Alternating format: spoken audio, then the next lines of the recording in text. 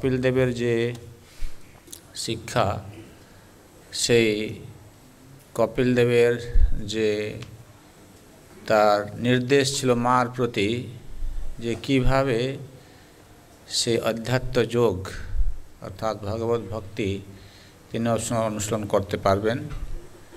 তো উনি জিজ্ঞাসা করেছিলেন, তখন কপিল দেব বললেন যে এই অধ্যাত্ম যোগ তুমি ভক্তদের থেকে শিখে নিবে, ভক্তদের গ্রহণে সাধু সঙ্গের মাধ্যমে শিখতে হবে। তারপরে প্রশ্ন হলো যে সাধু সঙ্গ দিয়ে যদি সেটা শিখে তাহলে কিছু সাধুর লক্ষণটা কি? তখন সাধুর লক্ষণ ভগবান বললেন। তারপরে সাধুর লক্ষণ বলার পরে তিনি জানতে চাইলেন যে ওই ভক্তি যুগের একটা লক্ষণটা কি, সেটা তিনি বললেন। এখন আমরা দেখব সেই যে ভক্তিরা যারা যাজন করে থাকে, ভক্তিটা কত প্রকার আছে। তো তিনি জানতে চাইছেন, দেবহূতি মাতা জিজ্ঞাসা করছেন যে ভক্তিযুক্ত বিভিন্ন রকমের ভক্তিযুগ আবার হয়ে যাবে, তো কীরকম ভক্তিযুগ করলে তোমাকে পাওয়া যাবে? বলছে ভগবত বাণ, যে বাণের মাধ্যমে আমি লক্ষ্য অর্থাৎ তোমার চরণ কমল লাভ করতে পারবো। সেই পরিপ্রেক্ষিতে ভগবান বলছেন ভক্তি যোগ বহুবিধ মার্গই ভামিনী ভাব্যতে স্বভাব গুণমার্গেণ পুংসাম ভাব বিভিদ্যতে। তিনি বলছেন যে এই ভক্তিযোগ অনুষ্ঠানকারীর যে ভাব অর্থাৎ যে সমস্ত গুণ, তার ভিতরে যদি সত্ত্বগুণ, রজগুণ বা তমগুণের প্রভাব থাকে, ঠিক সেই রকমভাবে এই ভক্তিযোগ কি হয় না, ভিন্ন ভিন্ন প্রকার হয়ে থাকে।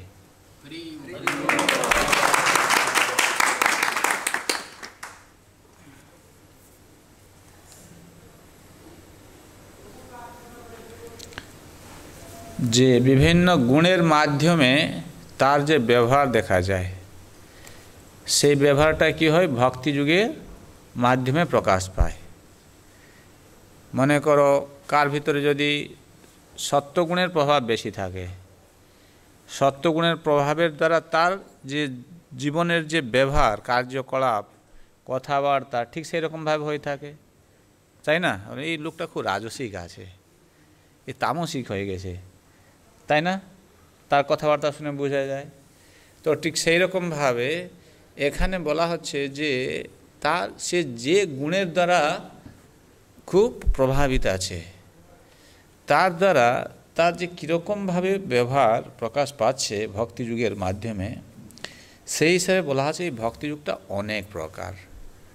কিন্তু বাস্তবিক পক্ষে দেখতে গেলে যে শুদ্ধ ভক্তি, যেটাকে বলা হচ্ছে কেবলা ভক্তি, অনন্য ভক্তি, বা যেটাকে বলা হচ্ছে স্বরূপ সিদ্ধা ভক্তি, এগুলো কিন্তু আলাদা নয়, সবগুলো হচ্ছে একই। ঠিক আছে? তাহলে এই যে বলছেন যে ভক্তিযোগ কিন্তু বিভিন্ন প্রকারের আছে, সেই বিভিন্ন প্রকার বলতে কি বুঝায় এখনও তিনি বলবেন। প্রথম তামসিক ভক্তি কাকে বলে? বলছেন অভিসন্ধায় যো হিংসাম দম্ভম মাৎসর্যমে বোবা সমরম্ভী ভিন্ন দৃগ্ভাবম ময়ি কুরিয়াত সো তামস। উনি বলছেন যে যিনি, আচ্ছা দেখবে এটা হচ্ছে 29 অধ্যায়ের 8 নম্বর শ্লোক।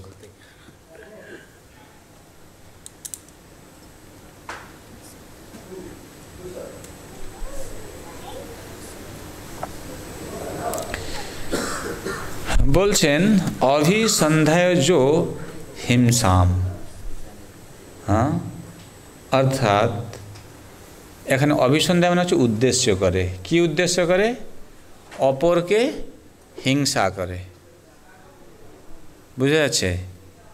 সে ভক্তি সাধন করছে কিন্তু কিসের জন্যে? অপরের ক্ষতি সাধন করার জন্যে। তারপরে হিংসা করে সে করছে। আবার কি? দম্ভ, ক্রোধ, আর ভেদ দৃষ্টির দ্বারা মাৎসর্য পরায়ণ হয়ে সে যদি ভক্তি করে থাকে তাহলে বলতে হবে কি সেটা হচ্ছে তামসিক ভক্তি। তো এখন এই যে অন্যের প্রতি ক্রোধ করা, হিংসা করা, কীরকমভাবে অন্যের প্রতি হিংসা করে কেউ বলতে পারবে?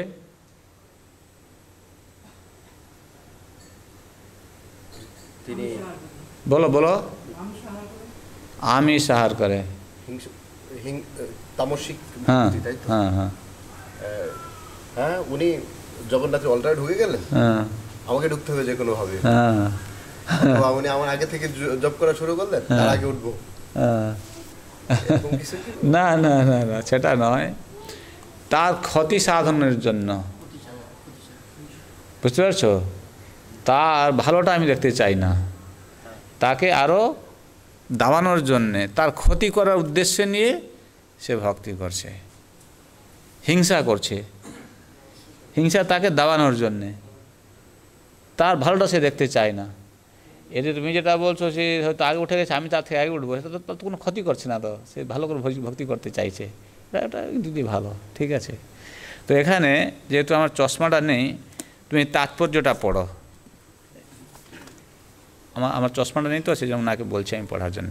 আচ্ছা, এটা দেখাও, মাইকটা নাও, নাহলে দিয়ে আসবে, দিয়ে আসতো কেন? আচ্ছা, ওইটা আছে, হ্যাঁ ওইটা দাও দাও, ওইটা দাও, হ্যাঁ হ্যাঁ।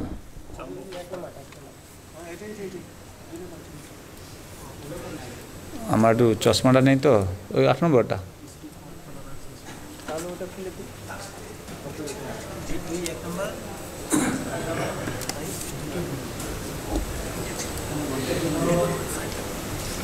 হ্যাঁ, হরে কৃষ্ণ। তাৎপর্য: শ্রীমদ্ ভাগবতের প্রথম স্কন্ধের 2য় অধ্যায়ে ইতিপূর্বে উল্লেখ করা হয়েছে যে সর্বোচ্চ সবচাইতে মহিমান্বিত ধর্ম হচ্ছে অহৈতুকী এবং অপ্রতিহত ভক্তি লাভ করা। শুদ্ধ ভক্তির একমাত্র উদ্দেশ্য হচ্ছে পরমেশ্বর ভগবানকে আনন্দ দেওয়া। প্রকৃতপক্ষে এইটি কোনো উদ্দেশ্য নয়, তা হচ্ছে জীবের শুদ্ধ অবস্থা। বদ্ধ অবস্থায় কেউ যখন ভক্তিতে প্রবৃত্ত হয় তখন তাকে সম্পূর্ণরূপে শরণাগত হয়ে সদ্গুরুর নির্দেশ পালন করতে হয়। গুরুদেব হচ্ছেন পরমেশ্বর ভগবানের প্রকট প্রতিনিধি, কারণ তিনি গুরু পরম্পরার মাধ্যমে পরমেশ্বর ভগবানের আদেশ যথাযথভাবে প্রাপ্ত হন এবং তা প্রদান করেন। ভগবদ্গীতায় নির্দেশ দেওয়া হয়েছে যে গীতার জ্ঞান পরম্পরা ধারায় প্রাপ্ত হওয়া উচিত, তা না হলে তাতে ভেজাল থাকবে। পরমেশ্বর ভগবানের সন্তুষ্টি বিধানের উদ্দেশ্যে সদ্গুরুর নির্দেশ অনুসারে আচরণ করাই হচ্ছে শুদ্ধ ভক্তি। কিন্তু কারো উদ্দেশ্য যদি নিজের ইন্দ্রিয় তৃপ্তি সাধন, যে ব্যক্তি ভক্তি সম্পাদনের উদ্দেশ্যে পরমেশ্বর ভগবানের সমীপবর্তী হয় কিন্তু সে তার নিজের ব্যক্তিত্বে গর্বে গর্বিত এবং অপরের প্রতি মাৎসর্যপরায়ণ বা হিংসাপরায়ণ, সে ক্রোধী। সে মনে করে যে সে হচ্ছে সর্বশ্রেষ্ঠ ভক্ত। এইভাবে যে ভক্তি সম্পাদিত হয় তা শুদ্ধ নয়, তা মিশ্র এবং তা সবচাইতে নিম্ন শ্রেণীর বা তামস। শ্রীল বিশ্বনাথ চক্রবর্তী ঠাকুর উপদেশ দিয়েছেন যে বৈষ্ণবের চরিত্র ভালো নয় তার সঙ্গ বর্জন করা উচিত। বৈষ্ণব হচ্ছেন তিনি যিনি পরমেশ্বর ভগবানকে তার জীবনের চরম উদ্দেশ্য বলে গ্রহণ করেছেন, কিন্তু কেউ যদি শুদ্ধ না হয় এবং তার যদি অন্যান্য উদ্দেশ্য থাকে তাহলে তিনি সৎ চরিত্রবান সর্বোচ্চ স্তরের বৈষ্ণব নন। এই প্রকার বৈষ্ণবের উদ্দেশ্যে শ্রদ্ধা প্রদর্শন করা যেতে পারে, কেননা তিনি পরমেশ্বর ভগবানকে তার জীবনের চরম উদ্দেশ্য বলে গ্রহণ করেছেন, কিন্তু যে বৈষ্ণব তমগুণের দ্বারা প্রভাবিত তার সঙ্গ করা উচিত নয়। তো এখন সে ব্যক্তি, বসো বসো বসো বসো, তিনি কি করছেন? তিনি ভক্তি করছে কিন্তু অন্যের প্রতি ক্রোধ করে। সে মনে করে কি আমার মতন তো ও তো ভক্ত নয়, তো আমি ওর থেকে ভালো ভক্তি করছি। এটা হচ্ছে তামসিক ভক্তি। হিংসা করে অপরকে কি করতে চায়? হেও দেখাইতে চায় লোকেদের সামনে, ঠিক আছে। তো এই যে ভাব, এটা কিন্তু তামসিক ভক্তির অন্তর্গত চলে আসে। ভক্তি তামসিক নয়, কিন্তু মানুষটা হচ্ছে তামসিক। আর তার যে চিন্তাভাবনা, তার যে ক্রিয়াকলাপ, সেটা এই তামসিক রং হয়ে যাচ্ছে, তখন সেই ভক্তিটাও সেরকম তামসিক হয়ে যাচ্ছে। আবার এই তামসিকের মধ্যে আবার তিনটা ভাগ আছে, যে তামসিক, তামসিক অধম, আবার তামসিক মধ্যম, তামসিক আর উত্তম। বুঝতে পারছে? যদি বলা হয়, যেমন আমরা জানি কি, আমরা জানি তমগুণ থেকে যদি সে উত্তীর্ণ হয় কোথায় যাবে? রজগুণে যাবে। রজগুণ থেকে উত্তীর্ণ হয়ে সত্যগুণে যাবে। এই তমগুণের যে অত্যন্ত নিম্ন স্তরে থাকে, সে কিন্তু আবার এই রজগুণে যে আসার কোনো প্রশ্নই উঠে না। যেমন দেখবে কিছু লোক আছে, তাদের সামনে গিয়ে যদি বলা হয় হরে কৃষ্ণ, ও রেগে তোমাকে তাড়িয়ে বলবে কি হরে কৃষ্ণ। সে ঘোর তমগুণে আছে। তার মানে আর কিছু আছে তমগুণে আছে, কিন্তু হরে কৃষ্ণ বললে অতটা কিছু ইয়ে করে না, ঠিক আছে। তার স্থিতিটা একটু ভালো বলতে হবে, কিন্তু সে আবার সে তমগুণের মধ্যেই আছে। তো যে সবচেয়ে ঘোর তমগুণে আছে, সে নিজের ছাড়া আর কিছু দেখতে পায় না। যা কিছু দেখে তার নিজেকে কেন্দ্র করে সব কিছু দেখতে থাকে।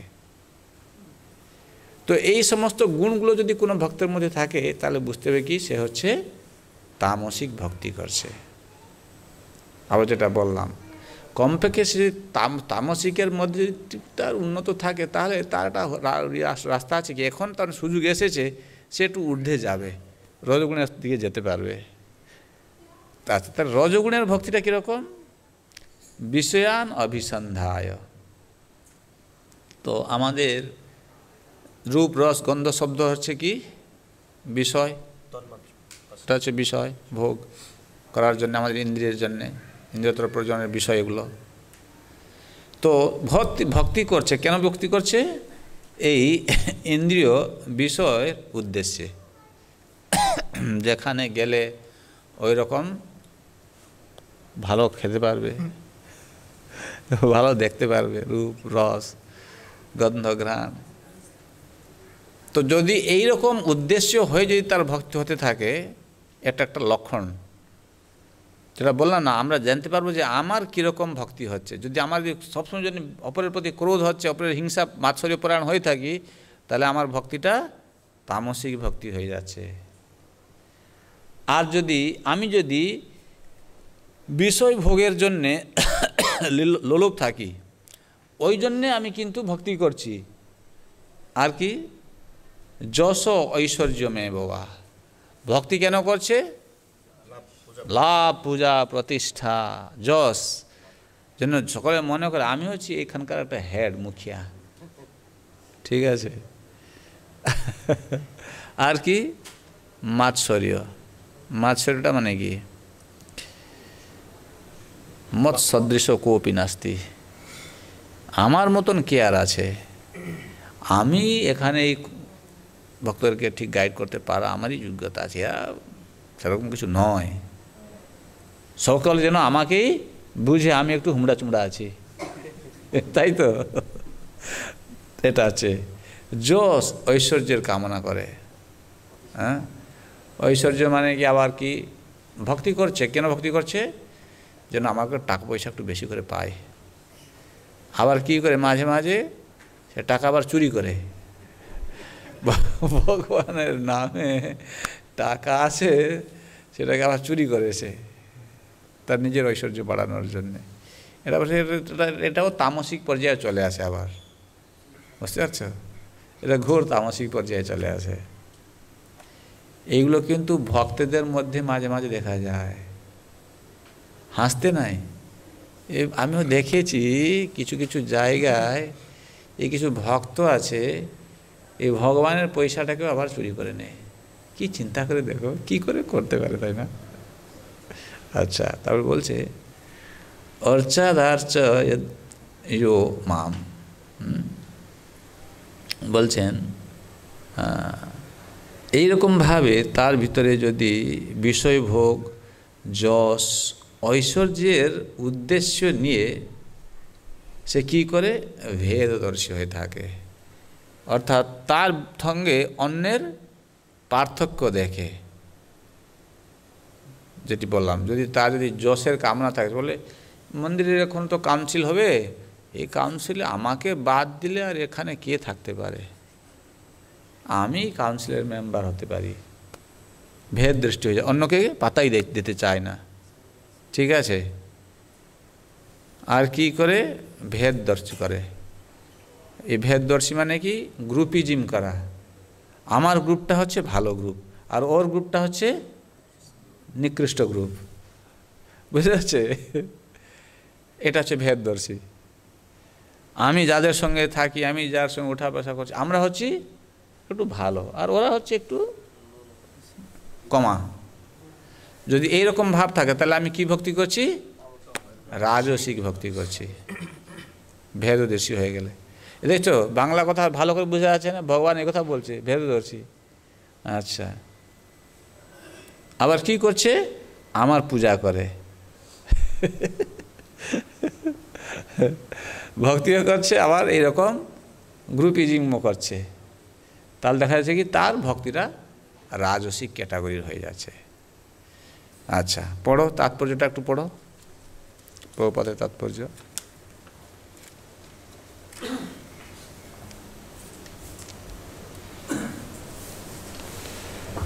হরে কৃষ্ণ।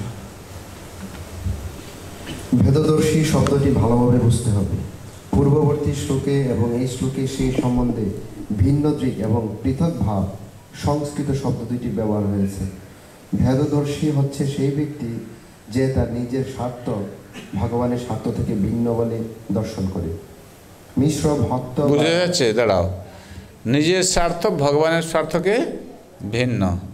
ভগবান কি চায়?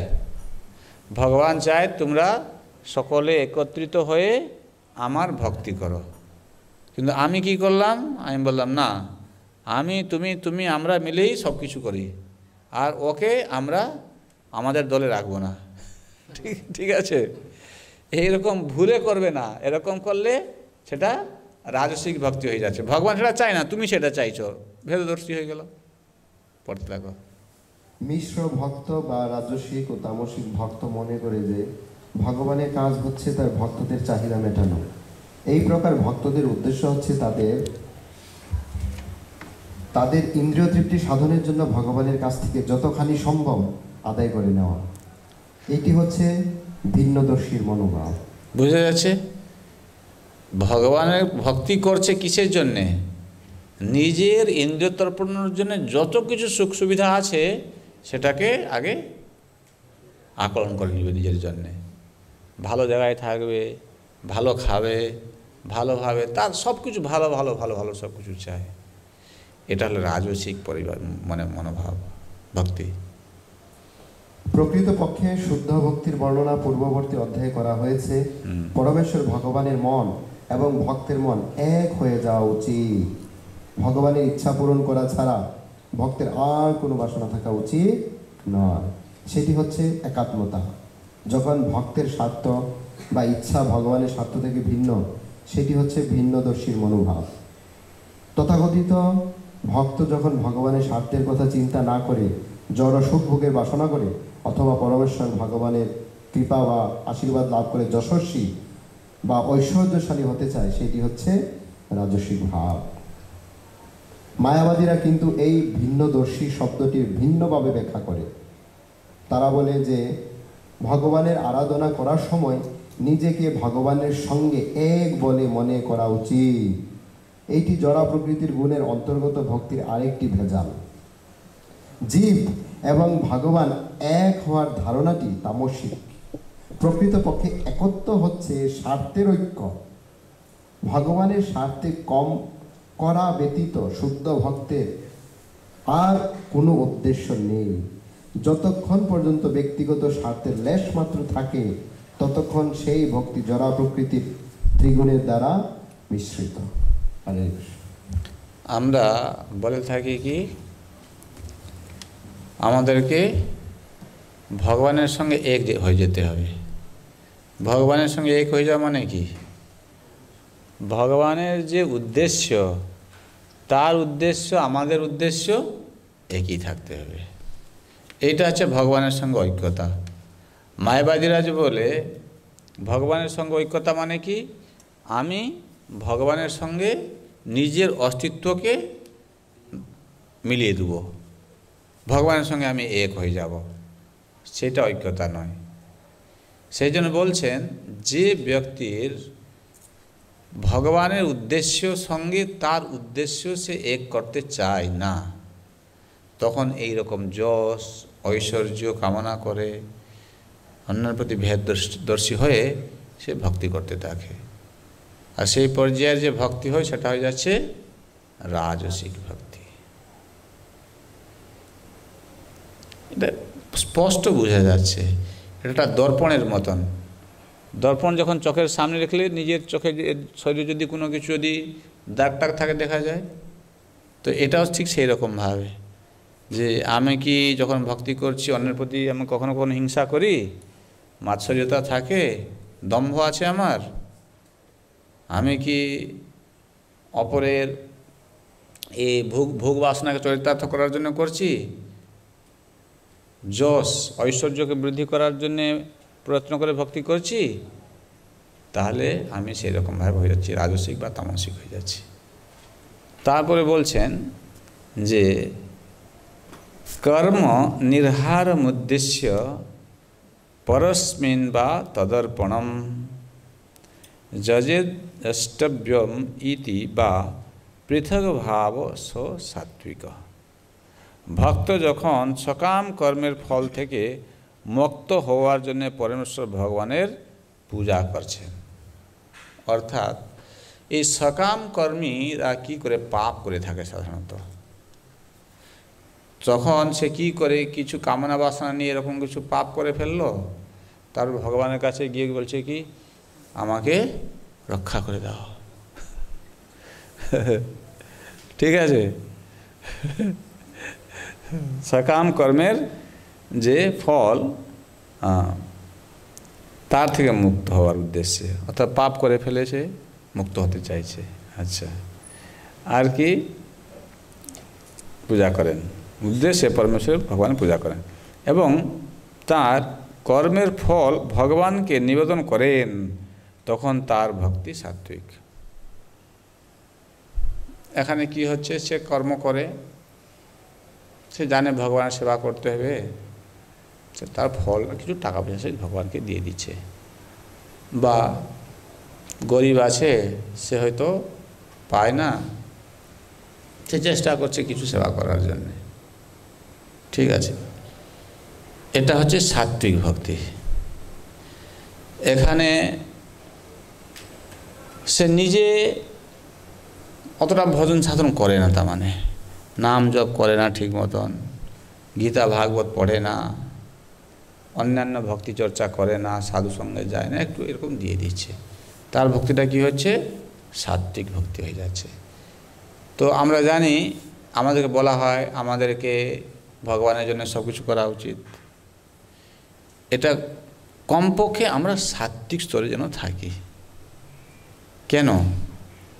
যখন সত্যগুণের স্তরে আসি, এইটা হচ্ছে শুদ্ধ ভক্তির জন্য রাস্তা বা দ্বার বলে বলা হচ্ছে। ভক্তি রাজ্যে ঢোকার জন্য যে দ্বার, এই সত্যগুণটা হচ্ছে তার দ্বার স্বরূপ। অর্থাৎ যখন আমরা এরকম মনে করো আমরা ভগবানের জন্য কিছু আমার যে ইনকাম আমি কিছু দিয়ে দিচ্ছি, তখন ভগবান দেখছে এ একটু ত্যাগী আছে, ত্যাগ করছে তার মানে আমার জন্যে। তখন কি হয় না, ভগবান তার ভিতরে প্রেরণা যোগায় যাতে করে সে সাধুসঙ্গ করে। পূর্বে বললাম সাধুসঙ্গ করলেই সাধু থেকে কথা শুনে শুদ্ধ ভক্তির তার রুচি আসবে। তো সেই জন্য যারা কমপক্ষে সত্যগুণের স্তরে এসে ভক্তি করছে ওদেরকে আমরা মান্যতা দিয়ে থাকি। রজগুণ তমগুণের স্তরে যারা আছে তারা কিন্তু সবচেয়ে নিকৃষ্ট স্তরের। তো এখন প্রভুপাদ এই সত্যগুণের ভক্তি যারা করছে তাদের ব্যাপার প্রভুপাদ কী বলছে একটু শোনো।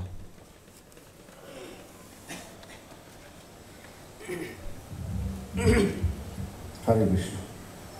ব্রাহ্মণ, ক্ষত্রিয়, বৈশ্য ও শূদ্র এই 4টি বর্ণ এবং ব্রহ্মচারী, গৃহস্থ, বানপ্রস্থ ও সন্ন্যাস এই 4টি আশ্রম এবং পরমেশ্বর ভগবানের সন্তুষ্টি বিধানের জন্য এই 8টি বিভাগের বিভিন্ন কর্তব্য কর্ম রয়েছে।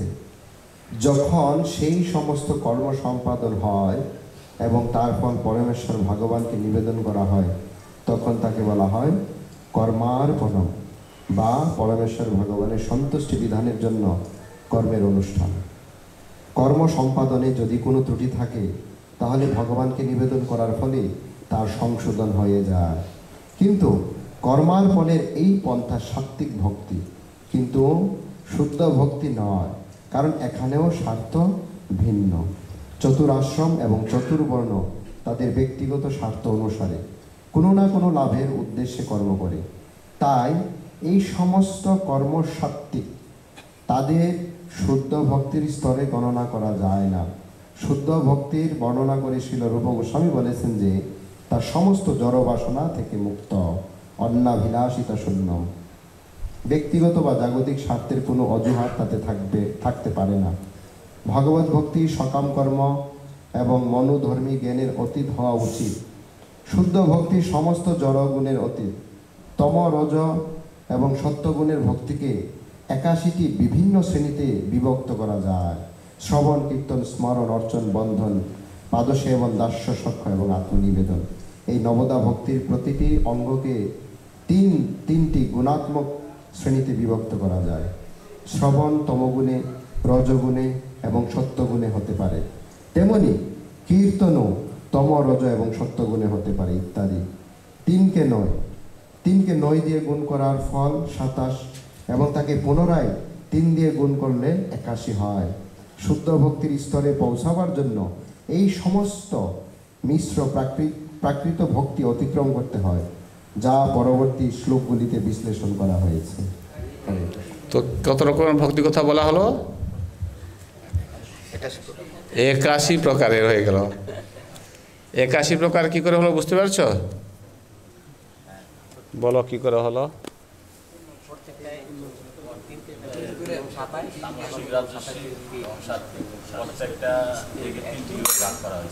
কিভাবে?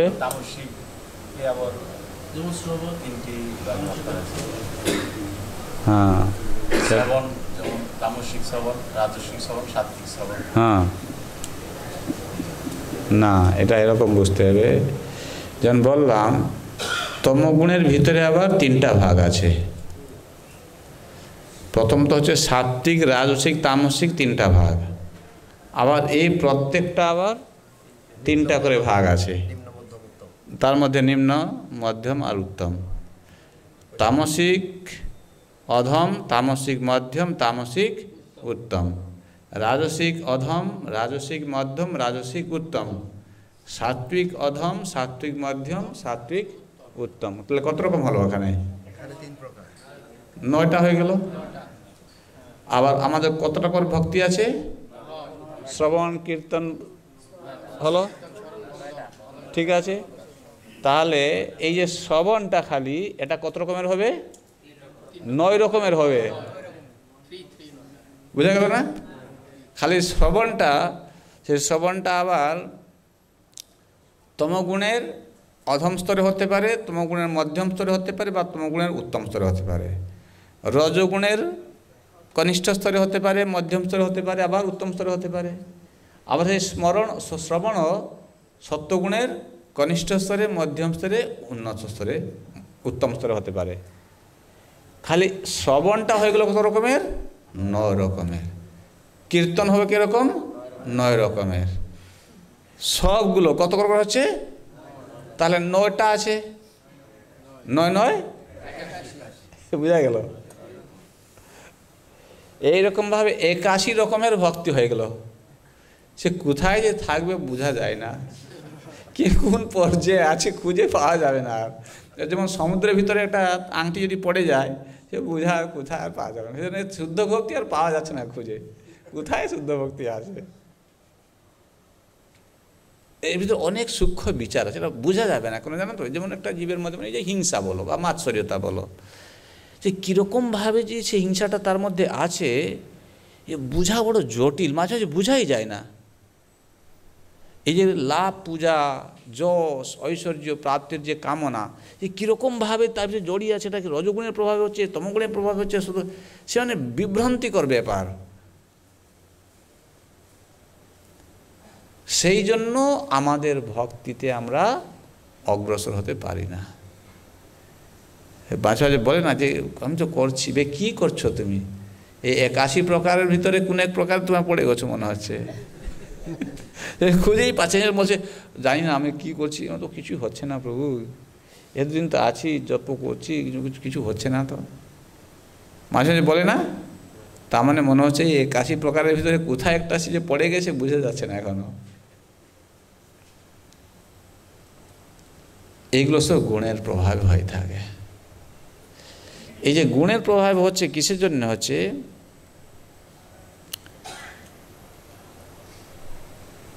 আমাদের আচার ব্যবহার, খাওয়া দাওয়া, উঠা বসা, সঙ্গ, এই সব কিছু তাতে নির্ণয় করে থাকে আমি ঠিক কীরকম পরিষ্কার পরিচ্ছন্ন থাকছি কি না।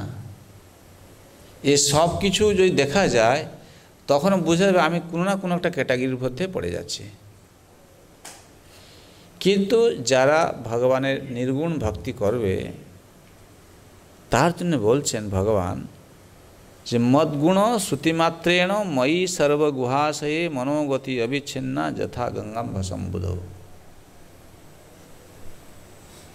যেমন আপনারা এখানে আসছেন প্রত্যেক শনিবার, রবিবারে তো রবিবারে তোমাদের প্রোগ্রাম হয়, সপ্তাহে একবার। তো প্রত্যেক রবিবারে এখানে আসে, কিসের জন্য আসে? মন্দিরে একটু প্রোগ্রাম আমি ভাগ নেব। এখানে ভগবান কপিলদেব বলছেন যে যখন সে আমার গুণ শ্রবণ করে, আমার গুণ শ্রবণ করার মাত্রেই তার মনটা যেমন গঙ্গা হিমালয় থেকে বেরিয়ে কোনো বাধা বিপত্তিকে পরোয়া না করে চলেছে সমুদ্রের সঙ্গে মিলিত হওয়ার জন্য, আর মিলিত হয়েও গেছে। যদি তার সেই রকম হয় তাহলে বুঝতে হবে কি এটা হচ্ছে উত্তম ভক্তি। বুঝে যাচ্ছে? মানে কি, আমরা এই সংসারে যখন থাকি আমাদের সামনে বড় বড় বোল্ডার চলে আসে। এই আজকে হঠাৎ করে চাকরির সমস্যা হয়ে গেল, কালকে কার বাড়িতে শরীর খারাপ হয়ে গেল, আমার নিজের কোনো কিছু হয়ে গেল। এগুলো কি হচ্ছে, একটা বড় বড় বোল্ডারের মতন, পাহাড়ের পর্বতের মতন এসে সামনে দাঁড়িয়ে যাচ্ছে। তখন আমাদের কি হয়, তখন জব ভালো হয় না, এইসব ভক্তির যে ক্রিয়া সেটা তখনও শিথিল হয়ে যায়। যদি সেটা হচ্ছে তাহলে বুঝতে হবে যে আমার ঠিক উত্তম ভক্তি হচ্ছে না। এখানে বলছেন ভগবানের গুণ শ্রবণ করেই গঙ্গার মতন তার মনটা ছুটে চলেছে ভগবানের চরণের দিকে। অর্থাৎ সে মনে করছে আজকে রোববার, আজকে যেমনি হলে মন্দিরে যেতে হবে। কেন? মন্দিরে গেলে একটু হরিকথা শুনতে পারবো, ভগবানের সাক্ষাৎ হবে। যদি আমাদের এরকম মনে হচ্ছে, আমাকে বলতে হবে না, তুমি নিজেকে নিজে জিজ্ঞাসা করো আমার কি এরকম মনে হয় না আমার মনের মধ্যে আলাদা কিছু ভাব আছে, সেটা তুমি নিজেই বলতে পারবে। কিছু বুঝা যাচ্ছে? যদি উত্তর আসে যে না আমি মনের মধ্যে এরকম ভাব আসে না, তাহলে বুঝতে হবে যে আমার ঠিক উত্তম ভক্তি হচ্ছে না। আর লক্ষণং ভক্তিযোগস্য নির্গুণস্য উদাহৃতম অহেতুকি অব্যবহতা যা ভক্তি পুরুষোত্তমে। এখানে এই নির্গুণ ভক্তির লক্ষণ বলা হচ্ছে, যার কোনো হেতু নেই। হেতু মানে কোনো কারণ নেই। এই কারণের জন্য যে সে ভক্তি করছে, যদি আমি ভক্তি করছি কোনো কারণের বশবর্তী হয়ে, তাহলে বুঝতে হবে কি সেটা আমার নির্গুণা ভক্তি হচ্ছে না। এই 81 রকমের মধ্যে কোন একটা ভিতরে আমি ঢুকে যাচ্ছি। বুঝে যাচ্ছে? তো এখানে বলছেন একটু বড়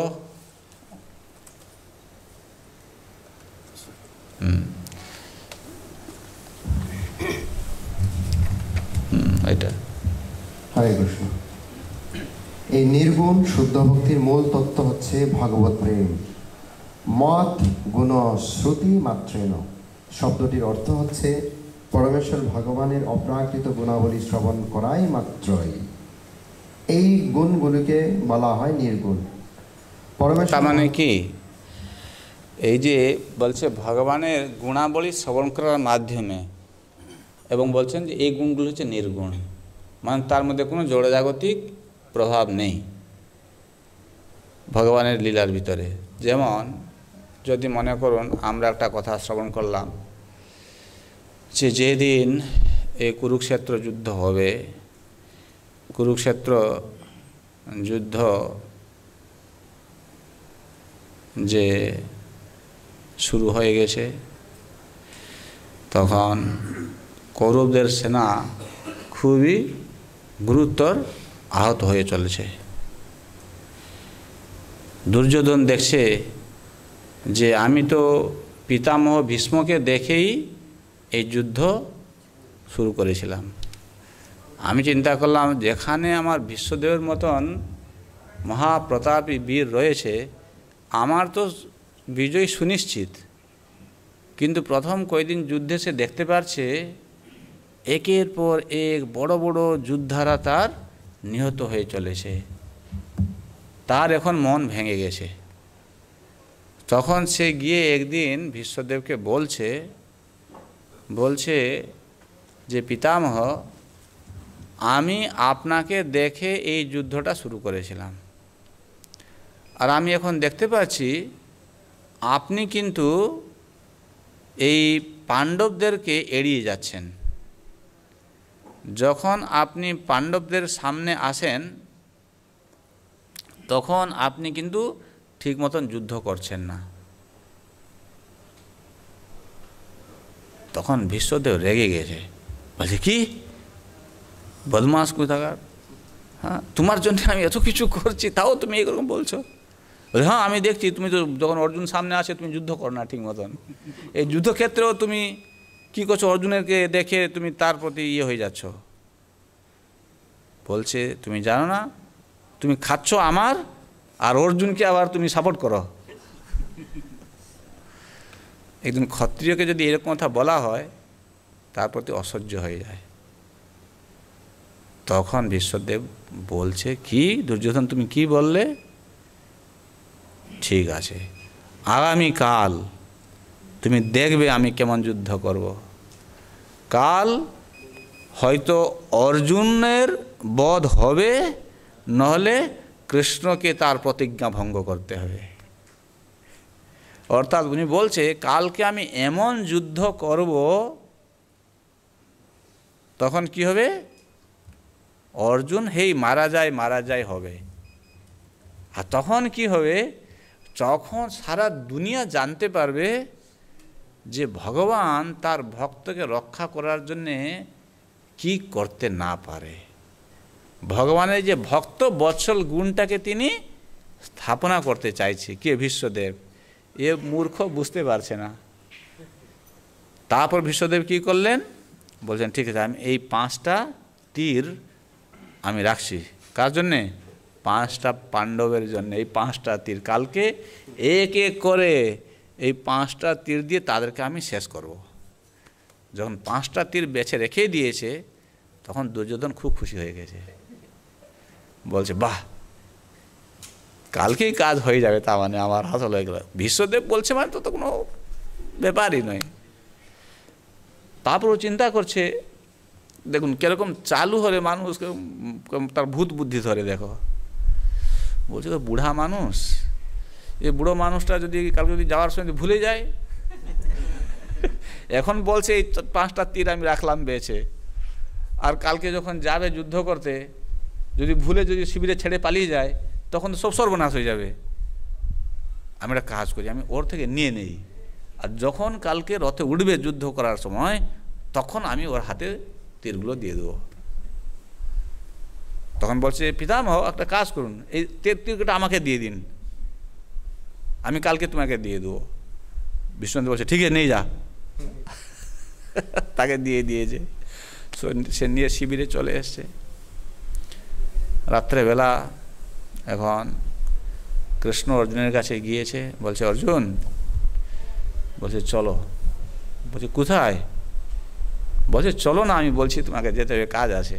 বলছে আরে এই তো যুদ্ধ করে এসছি, আমাকে এখন থকা হয়েছে, আমাকে না ঘুমালে কালকে আবার কী করে যুদ্ধ করব।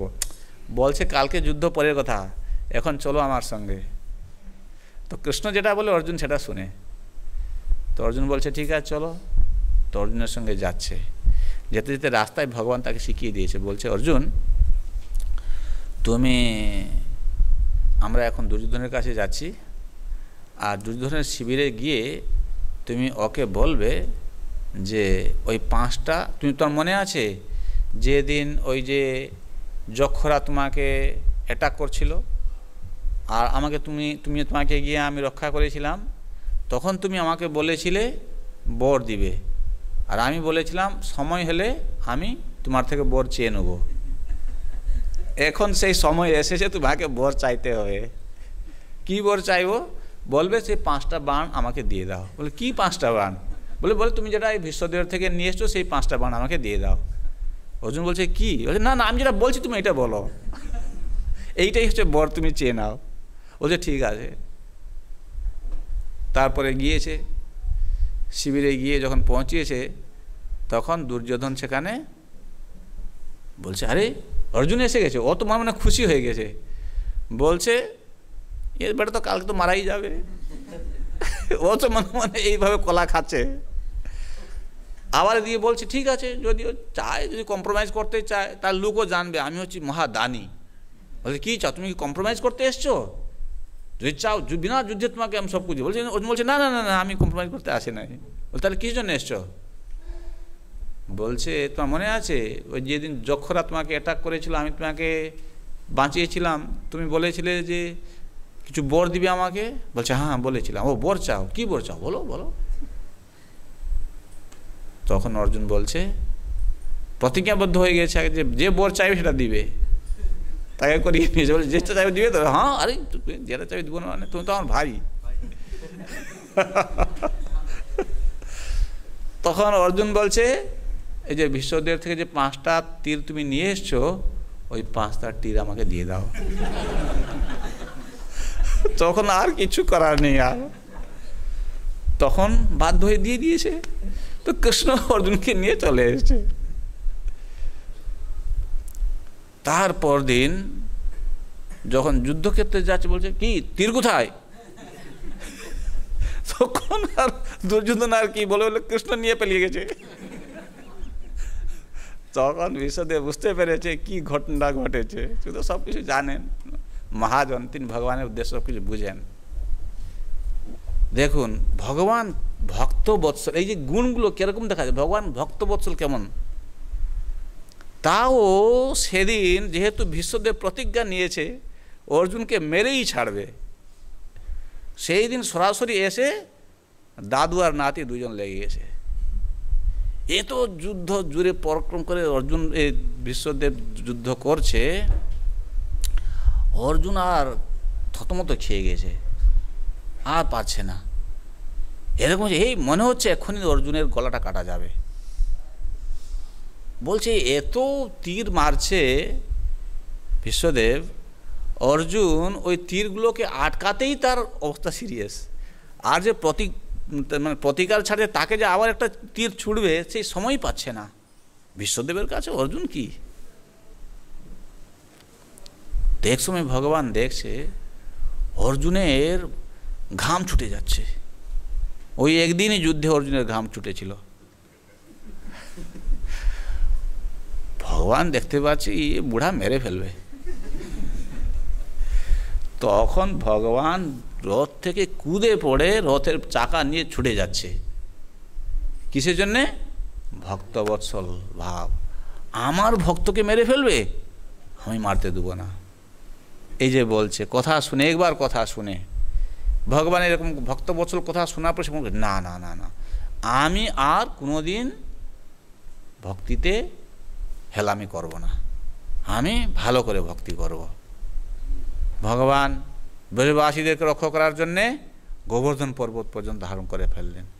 তার ভগবান তার ভক্তকে রক্ষা করার জন্যে কি না করতে পারে। তার নিজেরও যে মানহানি হচ্ছে সেটাও ভগবান চিন্তা করে না। ভগবান কি বলেছিল? ভগবান বলেছিল কিন্তু আমি যুদ্ধে অস্ত্র ধারণ করব না। আর এখানে দেখা যাচ্ছে কি তার ভক্তকে রক্ষা করার জন্যে অস্ত্র ধারণ করে ফেলেছে। তাহলে সারা দুনিয়া বলবে কি এ ভগবান দেখো কত ডাহা মিথ্যা কথা বলে। যারা হচ্ছে অসুর প্রকৃতির মানুষ তারা এরকম বলে ভগবানকে নিন্দামন্দ করবে, কিন্তু যারা ভগবানের ভক্ত তারা ভগবানের এই ভক্ত বাৎসল্য গুণ স্মরণ করে আনন্দ পায়।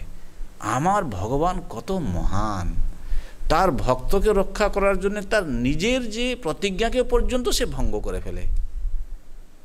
ভক্তের ভক্তকে রক্ষা করার জন্য নিজেকে হীন করে ফেলে। এই রকম গুণ যখন শুনে তার ভিতরে ভগবানের ভক্তি করার প্রতি আরও বেশি করে আকৃষ্টতা আসে। তাহলে জানতে হবে কি তার উত্তম ভক্তি হচ্ছে, নির্গুণা ভক্তি হচ্ছে। যদি আমাদের মধ্যে এরকম এখন যারা বসে তাদের মধ্যে যদি এরকম ভাব থাকে তাহলে বুঝতে হবে কি তার উত্তম ভক্তি হচ্ছে। বুঝা যাচ্ছে? বলো, পড়ো।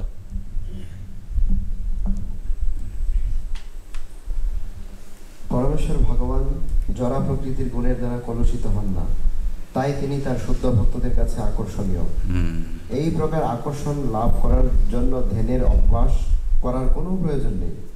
শুদ্ধ ভক্ত ইতিমধ্যে চিন্ময় স্তরে অবস্থিত এবং শুদ্ধ ভক্ত ও ভগবানের মধ্যে যে আকর্ষণ তা অত্যন্ত স্বাভাবিক এবং সমুদ্রের প্রতি গঙ্গার জলের প্রবাহের সঙ্গে তার তুলনা করা হয়েছে। গঙ্গা জলের প্রবাহ কোনো অবস্থাতেই রোধ করা যায় না, তেমনি ভগবানের দিব্য নাম রূপ এবং লীলার প্রতি শুদ্ধ ভক্তের যে আকর্ষণ তা কোনো ভৌতিক অবস্থার দ্বারা রোধ করা যায় না। এই সম্পর্কে অবিচ্ছিন্ন শব্দটি অত্যন্ত তাৎপর্যপূর্ণ। শুদ্ধ ভক্তের ভক্তি প্রবাহ কোনো ভৌতিক পরিস্থিতি রোধ করতে পারে না। অহৈতুকী শব্দটির অর্থ হচ্ছে কোনো কারণ ছাড়া। শুদ্ধ ভক্ত জড়জাগতিক অথবা পারমার্থিক কোনো উদ্দেশ্য বা লাভের জন্য পরমেশ্বর ভগবানের প্রতি ভক্তি করেন না। সেটি হচ্ছে শুদ্ধ ভক্তির প্রথম লক্ষণ, অন্নাভিলাষিতা শূন্য। তার কোনো বাসনা চরিতার্থ করার জন্য তিনি ভগবত ভক্তি সম্পাদন করেন না। এই ভক্তি কেবল পরমেশ্বর ভগবান পুরুষোত্তমের উদ্দেশ্যে, অন্য কারো উদ্দেশ্যে নয়। কখনো কখনো মিশা ভক্তেরা বিভিন্ন দেবদেবীর মূর্তিকে পরমেশ্বর ভগবানের বিগ্রহের সমান বলে মনে করে, বিভিন্ন দেবদেবীর প্রতি ভক্তি প্রদর্শন করে, কিন্তু এখানে বিশেষভাবে উল্লেখ করা হয়েছে যে ভক্তি কেবল পরমেশ্বর ভগবান নারায়ণ বিষ্ণু বা কৃষ্ণের উদ্দেশ্যেই আচরণীয়, অন্য আর কারো উদ্দেশ্যে নয়। অব্যবহিতা শব্দটির অর্থ হচ্ছে বিরামহীনভাবে। শুদ্ধ ভক্ত বিরামহীনভাবে দিনের মধ্যে 24 ঘন্টা ভগবানের সেবায় যুক্ত থাকেন। তার মধ্যে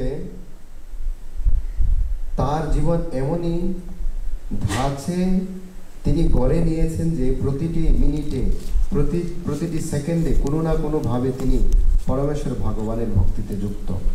অব্যবহিতা শব্দটির আর একটি অর্থ হচ্ছে ভগবত ভক্তের স্বার্থ এবং পরমেশ্বর ভগবানের স্বার্থ একই স্তরের। ভগবানের চিন্ময় ইচ্ছা পূর্ণ করা ছাড়া ভক্তের আর কোনো স্বার্থ নেই। পরমেশ্বর ভগবানের প্রতি এই প্রকার স্বতঃস্ফূর্ত সেবা চিন্ময় এবং তা কখনো জড়া প্রকৃতির গুণের দ্বারা কলুষিত হয় না। এইগুলি জড়া প্রকৃতির সমস্ত কলুষ থেকে মুক্ত শুদ্ধ ভক্তির লক্ষণ। হরে কৃষ্ণ।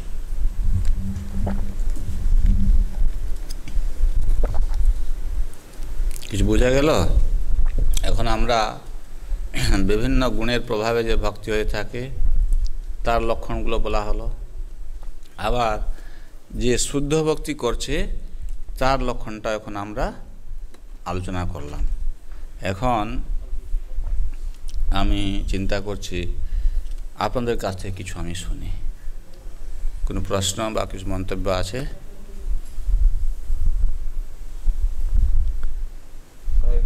আরো কোনো প্রশ্ন, মন্তব্য?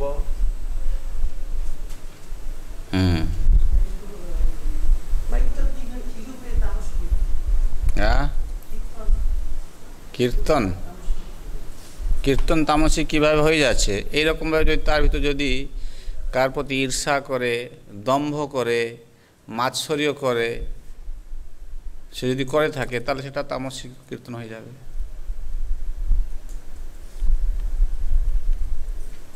আর কারো কোনো প্রশ্ন? হরে কৃষ্ণ। এইখানে প্রভু আছে। মাইক লাগবে?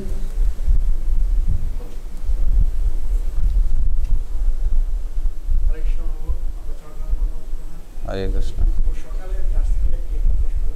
হ্যাঁ বলো বলো।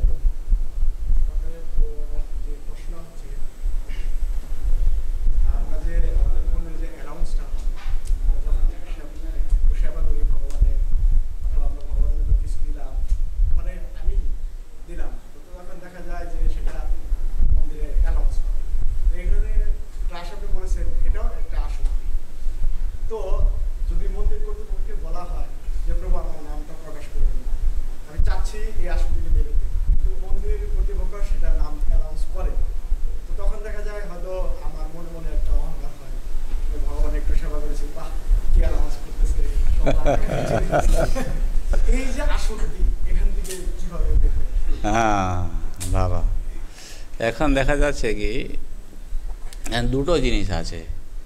একটা জিনিস হচ্ছে কি আমি কিছু অনুদান দিয়েছি, আবার আমি আশা করছি আমার নামটা যদি অ্যানাউন্স করায় সকলে জানতে পারবে যে আমি কিছু করেছি,